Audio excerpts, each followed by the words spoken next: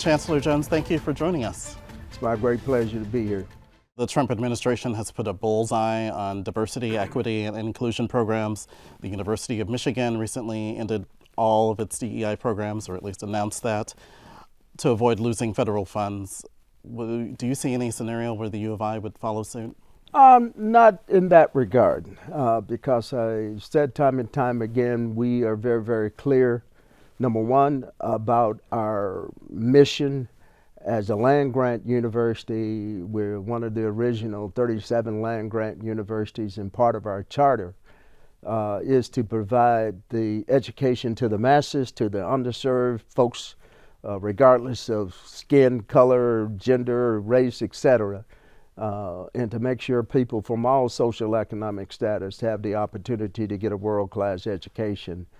And unfortunately, the whole attack on DEI is largely because there's a misrepresentation, misunderstanding about what that really means. And all of our programs, or most of them here at this university, are framed about providing access and affordability, providing a world-class education at an affordable price.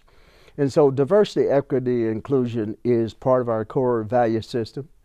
At the same time, we are still maintaining those programs, but we're being responsible and looking at those programs where language may need to change in order to send a strong message that we are open to all.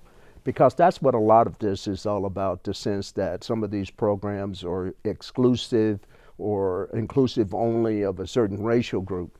And so we're making those kinds of changes, but we have no intention of just backing away from our value proposition of diversity, equity, and inclusion.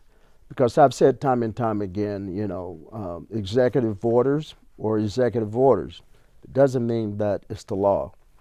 And as a public entity, we will always abide by the law. But I remind people that there is, the law is not necessarily a binary situation. That's where there's so much litigation going on, because some of these executive orders are not necessarily lawful and potentially detrimental to the mission of universities like ours and others.